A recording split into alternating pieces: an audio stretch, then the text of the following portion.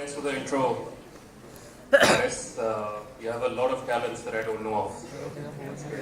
Hope everyone is doing well. I guess Haris has already woken everyone up, so that's great.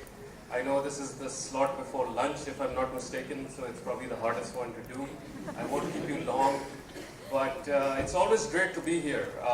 Anytime I come to an environment where I see a lot of students, a lot of young people who have a lot of great ideas, honestly, it's contagious. It energizes me, and I feel like sometimes I want to be a student again, which is great.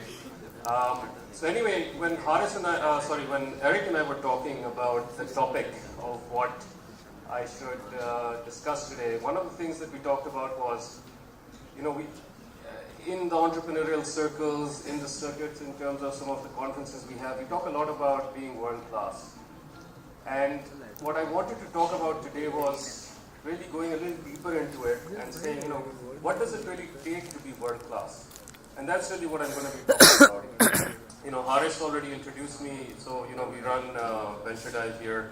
We work closely with early stage startups, both here in Pakistan. Before that, I was in the Valley where I run my own startup as well. So I have experiences in both places, and, hopefully I can bring some of those experiences as part of this discussion. So to start with, what makes something world class? I want to ask that to you. In your opinion, what do you think makes something world class? You need to speak up, guys. Unique ideas, all right. Global customer base. Global customer base, yeah. User-friendly ideas. Being experts, yes, that's good. User-friendly ideas. User-friendly ideas. What else, guys? Customer support. So I think a lot of you are touching upon areas that you need to do well. In my opinion, on top of that, it's really being able to compete, at a global level in terms of competition, the highest level of competition. What are some of the products that you think are truly world class that you use? Google, yes. What else? Android, Android, yeah. Speak up, guys. Facebook, iPhone, yes. Any solutions, any services that you use? SAP. WhatsApp, yeah. SAP, SAP. Sorry? SAP. SAP, SAP. SAP. Kareem. Good guy. All right. These are great examples. I think these are all examples of world-class products that have global reach. People that are using them across the world on a daily basis, pretty much. Any products that you know from Pakistan that we would call world-class? Social Champ. Kareem, I heard, yeah. It was built here in Pakistan. I agree. Number is low, right? The number is low, and I think this is something we collectively need to think about. Why do we not have more world-class products coming out of Pakistan? And really, I think this is something that we should think about and we should try to address actually. I would love to see more world-class products coming out of Pakistan. So, with that, what does it take to be world-class? And I'll be the first one to say I don't think I'm the expert, but what I'm sharing with you is what, in my opinion, does it take to be world-class? And if you do some of these things, I think you have a good shot of becoming world-class. All right, first of all, to become world-class, you have to have relentless drive. I think this is something most of us underestimate. A lot of us have great ideas, a lot of us have things, people talked about uniqueness of ideas, people talked about, how user-friendly it is. These are all great things. But I think what people underestimate is the relentless drive that it needs to make happen. I was at a conference a couple of weeks back and I used the word khapt. You need to have this, crazy passion about it, a belief about what you're doing to make it happen. It is not easy to compete at the global level. It requires a lot of effort. It requires a lot of hard work. What it requires, and I think Bill Gates was the one who said it in an interview in 2007, that the most important thing in his opinion was focus. In my opinion, I think it requires focus. So you need to know what you're doing very clearly. You need to have detailed plans around it. You need to have the discipline then to make it happen. And this is not easy, by the way, guys, all right? There will be so many curveballs thrown at you. There will be so many day-to-day things that you need to worry about. But you need to have the discipline to make this happen. The work ethic involved in trying to make this happen is, if I look at all the successful people I have encountered in my life, I think the work ethic has been outstanding, amazing. If I recollect the days when, the early days of Kareem, someone mentioned Kareem, there would be times when we'd have issues overnight, right? The system would be down. Developers would be working on it. They'd be getting it up and, the service would come up back at 3 a.m. The first thing you'd think is, okay, let's go sleep, right? No, what do people do? They sit back and they say, okay, let's analyze what went wrong. What could we have done better? It's happening at 3 a.m. in the morning, doing an analysis, 2, 4, 5 a.m., and then coming back to work the next day to make sure things are right. So that's the kind of relentless drive, discipline, and action that you need. This is not going to change. This is going to, it's going to take that effort. It's going to be a long haul to get to that level. And I would, seriously advise all of you guys here who have the ambition to make world-class products that this is something that you need to build into yourself, this kind of work ethic. Okay, the second thing that I want to talk about is the fact that I don't think there is any world-class product or service out there that has not been, that is the same idea that when the founders started it. Since we're at a, Google conference, Android as an example. What did it start off as? All of you use Android today. What did it start off as, guys? पहले तो use करते थे ना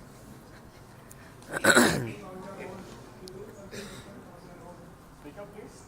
To do something new on your own.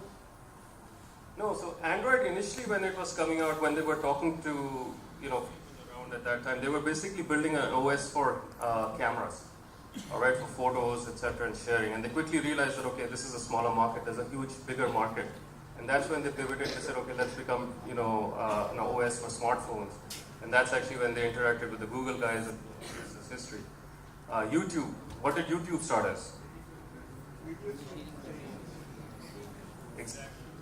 It started as a, for a dating platform, people to, upload videos, etc. And they changed.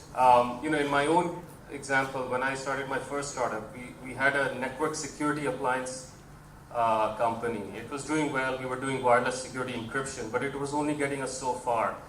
We took a step back. We said, what can we do different? So the key point is, as you go through your, building up your product, building up your idea, you have to take a step back and see, are you hitting the mark in terms of what you're trying to do? Are you grabbing the market in terms of what you're trying to do?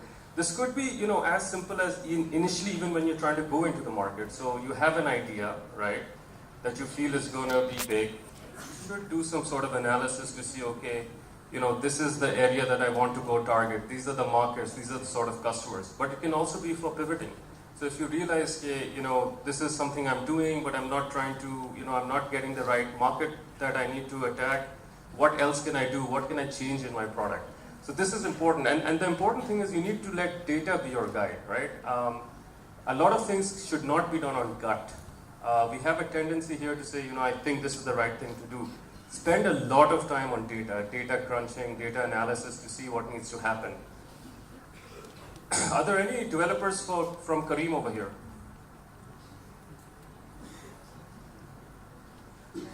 No.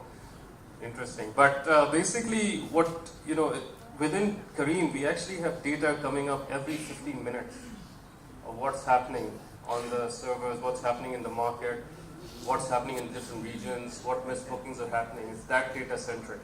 So data has to be your guide. Now, I'll be the first one to say in Pakistan, it's not easy to get high quality data. It's not easy. It's not that simple. And I think this is something that we also need to work on as a community, that how do we get access to this sort of data? What actually that means is, especially in a country like Pakistan, you really need to follow closely the lean model. What that means is you do short experiments. You try something out, you build data on it, you see if it works or not. So kind of do the lean model for that. The second thing is, I think when you want to be fast, you want to be flexible, you want to actually also not be a follower, right? So a lot of the times, and I know this is probably can be taken out of context, especially the #MeToo hashtag that's happening, given some of the events that are happening these days. But the idea is that, what we need to do to be world class is to kind of leapfrog the competition. So being a Me Too is actually too late, right? So what you need to do is basically think about the fact that how can you be an innovation leader in terms of saying, okay, what can my competition not do, and try to leapfrog around it rather than being an innovation follower, all right? This is important. I think, times, especially in Pakistan, we bring ideas that have been implemented abroad, and that's not an issue at all. There's a lot of people who are doing businesses across the globe that can work in Pakistan, and people are, doing that here in Pakistan. I think the key is, how do you localize your product offering? How do you innovate within your local environment to make sure that you can leapfrog the competition or increase the barrier to entry for the competition? Because eventually competition is going to come. Global competition is going to come to Pakistan once they see the potential in the market. If that happens, you want to make sure you're in a position that, the competition cannot overrun you. So it's important to innovate. If I take the example of Kareem again, what happened? Uber was always around, right? What did Kareem do well in a local environment? Any suggestions? Well, rates actually, Uber is probably lower, I think. What else? So customer service is one, definitely. Customer service is one. I think localized information, the later booking, that was something that, in this region is much more needed. I think the cash booking, localized databases, right? Google is great, it has a lot of information, etc., but how do you augment it with localized information? So you have to be innovative. Track my ride. In a country such as Pakistan, where security and safety is an issue, right? You have to be able to solve those kind of problems and be agile. So kind of circumvent what the competition can do or move faster than the competition to be able to do that. All right, the third thing, and this is something very close to my heart. It's about the 5th star mentality. To compete at a global level, to have a world-class product offering, you need to make sure you have that, what I call the 5th star mindset. What is the 5th star mindset? I was very long ago in my career, one of my customers told me, he said, the problem we have in general is that good enough, a lot of people think good enough is okay, but in my opinion, he said good enough is just. And I was thinking about it, that's very, very true. The world is a harsh place. People will use your product if they think it's doing the job for them. Especially, so for example, when you're doing a B2B product, you're directly talking to your sales, to your customers, and then give you feedback. When you're dealing with a consumer product, right, people will either use it or they won't use it. It's very harsh. So you need to make sure that whenever you are thinking about the product offering that you have, the service that you're trying to provide, that you're doing it to the best of your ability. You need to have that pride and that passion. And what I call that 5th star mentality. Everything you do, you should be getting a 5-star rating on it. Now this, transcends a lot of different areas. Product experience. So I think one of you guys mentioned user friendliness. It's very true. Whatever you do, make sure that the product experience is 5-star. And this starts at, of course, the UI UX level. So the user interaction that you have, how are you using a product? Is it simple to use? Is it easily used? This is something Google does very well, by the way. Very simple, very easy to use, they get it right. Apple does it very well. Very simple interfaces. Compare that with some of the product offerings that we have locally in the region, etc., right? This is a big area that we need to improve on the UI UX side. But it shouldn't stop only at the interface level. Even all you developers out here, whenever you're designing something, make sure that the design is kept in mind that, how responsive is it going to be to the end user, right? When I click on something, is the response coming back immediately? To be honest, a lot of you guys are very young. You're probably maybe not even around when Google was well, I think you were probably, but when Google started, there were other search engines out there, right? Google was, A, it was very simple. B, when you entered a result, immediately, when you entered a search term, immediately the results would be coming back. So the user experience was just so much better than other, competitors out there. And then a big focus on quality, guys. This is where I think a lot of us fail. The quality that we provide, in our product offerings. Things have to work. The first time someone tries something and if it doesn't work, they're not going to come back. I told you it's a harsh world out there. The first time they do it, it needs to work, and the higher quality that you have, the better for that. But then it's beyond that. So you've launched a service now, right? You've launched a service. It's in the hand of customers. You need to make sure the customer service is awesome, right? One of you guys mentioned customer service. When you guys, in your day-to-day lives, when you use something, and you have to call in customer service, how excited are you guys about it? Generally, we're very unexcited because the level of customer service is so poor. One thing that you need to make sure is that you have a very customer-centric thinking in the processes, both from a development perspective, but also from an after-sales perspective. Make sure that the avenues that your customer has to contact you, to access to you is great. And I think pay attention to detail, right? I think one of the things we don't do well is worry about the small things, and that's important. I think that is what is going to separate mediocrity from world class. Simple things, spelling mistakes, grammatical errors, any emails that you're sending out. This is your brand, guys. This is your brand that you're, touching with your customers. So please, this is something you shouldn't take lightly. You should make sure that whatever it is, you're thinking about that 5-star mentality. It needs to be ingrained in your DNA. Whatever you're doing, you need to have that pride and that passion that, the moment I upload something, if it's a B2C solution, or the moment that I, take this in front of my customers, that it's something that I fully endorse and I will be very proud to talk about, etc. All right. Being a technical conference, I think you have to talk about the fact that whatever you build, whatever you get out there, especially if you want to be world class, you have to build it for scale, right? So what does this mean? I know a lot of us think sometimes, well, look, let me just build a prototype, and that's fine. I mean, I think, sometimes there's a trade-off between how much time do you spend engineering something versus proving out a certain thing. But it's important that you, A, choose your technology stack wisely, right? So what is the technology stack that you're using to build out your systems? Whether it's from the front end, the back end, the web technologies that are using, spend some time thinking about it. Make sure that you're using newer technologies, because one thing is for sure, especially how quickly things change, there'll always be a technology debt in what you're building. And as you progress, you want to make sure you're keeping up with the technology debt. You want to make sure you're building on a strong platform, right? Don't reinvent the wheel. If there is something out there, use it. Look at what the libraries are out there, keep up to date with a lot of the latest technologies, make sure that you're leveraging them to the best extent possible.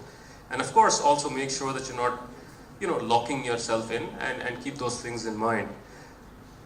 And of course, you have to be optimistic. You have to assume that this thing is going to hyperscale. This thing is going to grow wildly beyond your imagination. So make sure you build something that can, handle capacity for at least a while out. So something that we always used, we used it at Venture Dive definitely when we were building the Kareem platform as well. We prototype for 1x what your current needs are. You build it so that it can support up to 10x of your current needs, but you architect it in a way that it can scale to up to 100 times what you currently need. And keep that in mind, especially the developers out there in the audience today. Okay, lastly, and this is something that I think is very important. I spend a lot of time talking to a lot of young entrepreneurs, people who have ideas, people who want to, start their own startups. You need to build the right team to compete at a world and a global level, to have a world-class thing. Both yourself, you need to build yourself in your trades, but also the people that you bring together. Trust me, I think in Pakistan, I've seen a lot of a culture of where people want to keep ideas to themselves. There's a little bit of an insecurity in terms of talking to great people. But trust me, no idea worth in gold can be done by you alone. It's all about execution, and in order to execute, you need the right team. You need the right people to make that happen. And remember, whenever you're hiring, you want to hire people better than you, right? Something that I've seen when I was in the US, as well as, what we try to do when we recruit here in Pakistan, is whenever someone you're bringing into your team, see if they're increasing the bar. Are they complementing your skill sets? Are they better than you? It's better to, it's always better to have people that are better than you rather than people who are not as good as you, because then, you're not really getting the maximum out of that team. But what you need to be is, right, you need to be bold, all right? We need to think aspirationally. We need to think that what we are building, can be and will be used across the world. Sometimes we have a very narrow view of, what we want this product to achieve or what the service to achieve. We have to be aspirational. We need to be tenacious, right? I talked about the fact that there will be ups and downs in the same day. You need a shoulder to cry on. So this is something that you have to be very strong about. And the third thing is, I think we have to be curious. And I think in a university environment, it's very pertinent to say this. As a nation, I don't feel we are curious enough about things. We have a lot, a very strong, thinking that, okay, let's just do something. I would really encourage all of us to be more curious, because look, honestly, the IT industry is booming in Pakistan right now, and that's a great thing. But if I look at a lot of the stuff that is being done is really outsourcing. We're getting a lot of work coming to Pakistan for all of our IT developers. And my opinion, in my humble opinion, I think that's dampening our innovative spirit. That's dampening our curiousness in terms of how to do things, because we're not doing innovative work. And I think we need to be curious. We need to question things. We need to see, what is happening, what can I do better, especially in the areas of research and development. So please always be curious, think about things, think about why things are being done that way, and let's be more innovative. The bottom line is you have to build a strong organization, both in terms of people, in terms of processes, and the most important thing I think is also in terms of values, right? So make sure that the values you instill in yourself are the values that you instill in the organization and instill in the people. And if you are to succeed, if you get to the level where you can go after global dominance, then you need to have that world-class team. And in order to do that, you need to have, these traits. So with that, I just want to end by saying, look, being world-class is not a natural gift, in my opinion. I think all of us have the basic ingredients, but it's a daily decision. It's a decision that when you get up every day, you want to think about very carefully, in terms of what am I doing, and the things that am I doing, are they contributing to making my idea or my product go towards, global domination. So with that, thank you very much. And